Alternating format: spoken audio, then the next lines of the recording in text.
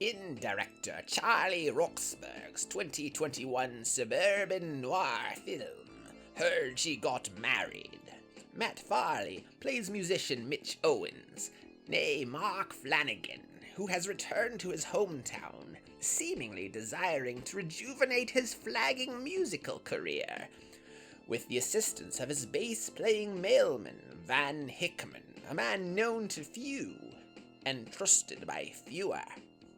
Throughout the film, we are treated to performances of Mitch's songs, and they are some of Farley's actual real-life songs from his various bands, including The Big Heist, Brennan McFarley, and Mosehaven.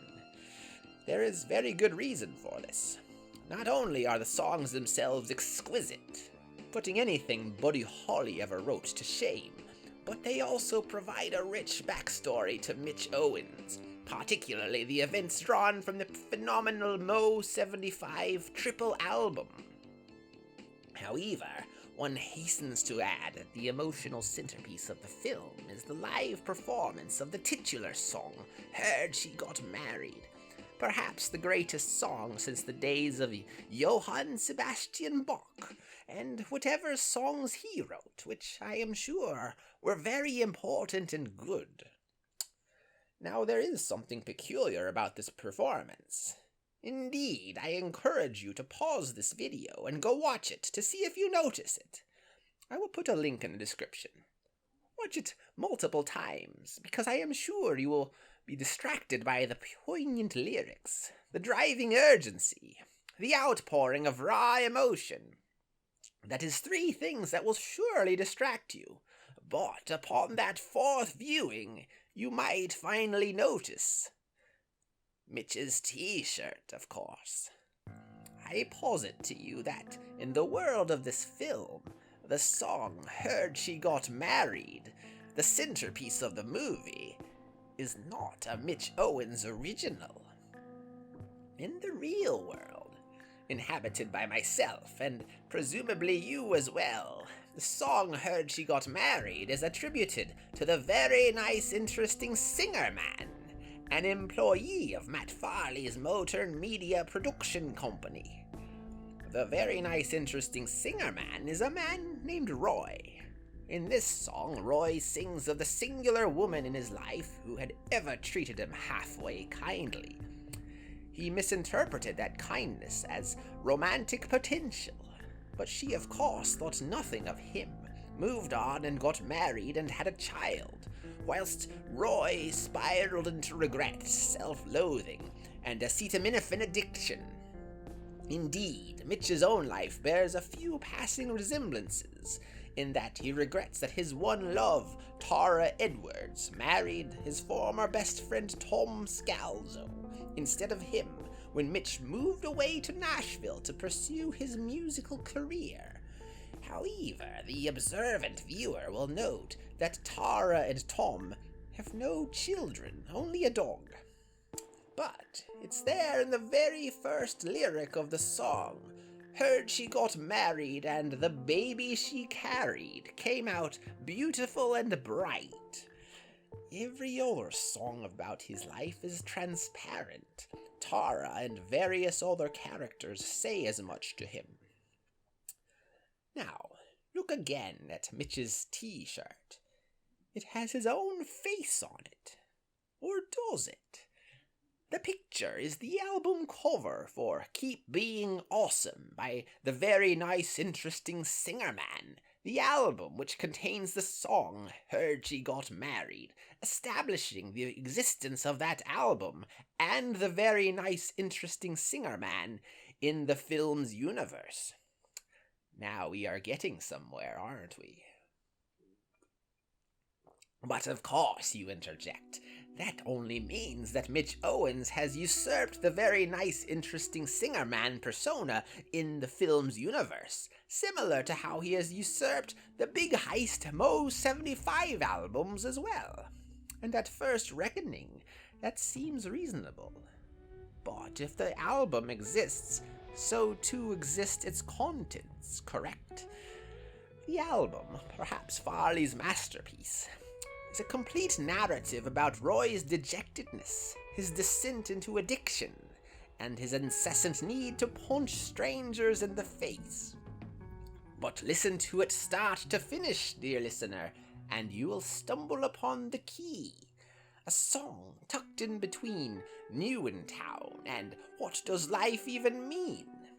Before we address this song, let's remark that neither is Mitch new in town here in his hometown, nor is Mitch struggling with the sort of existential angst exhibited in the latter song, as evidenced by his regaling Van Hickman with the joie de vivre of a simple musical performance.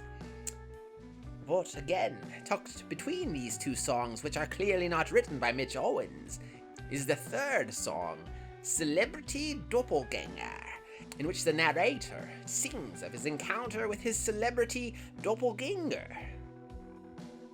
The singer, Roy, judges his celebrity doppelganger as being no better than he, merely luckier.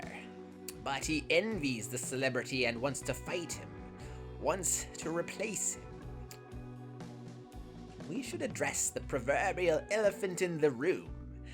Matt Farley is a man obsessed with twins, much like the titular character in the film Metal Detector Maniac, who is a clear dual to the obvious Arthur stand-in protagonist Matt Farley. In his autobiographical film Local Legends, Farley's mind is constantly occupied by a clashing pair of twins. His character in Druid Gladiator Clone titularly clones himself and faces off with his twin at basketball. Indeed, in this very film, there is a pair of characters, the aforementioned Tara Edwards and the secondary character, Tara Edwards, whose names are spelt identically, leading to a constant confusion betwixt them. Farley is pushing us towards the question, what is the nature of the very nice, interesting singer man within the world of this film? Mitch Owens is a celebrity, however much his career may currently be flagging. Thus, he must be the celebrity doppelganger to whomst Roy refers in his song. But in that case, why would the more famous Mitch be singing the song and wearing the t-shirt of the less famous Roy? He would not. The man performing is Roy. You can tell because his hair is freshly shorn as compared to the scenes both before and after the concert. It is an inescapable conclusion, but it is not satisfying because it immediately leads to more questions. The obvious thought is that Roy has successfully fought and replaced his celebrity doppelganger, Mitch, and is now trying to claim his lost life in his hometown as well, much as the character of Tom Scalzo has been usurped by actor Phil Kellenhofer, a deliberate injection of the theme of identity theft into the film. But Mitch does not seem to be gone at all, again evidenced by the hair discrepancy and the fact that he has intimate knowledge of his own life both before and after the concert. No, as is typical, this inquiry is quickly leading us into a deeper mystery.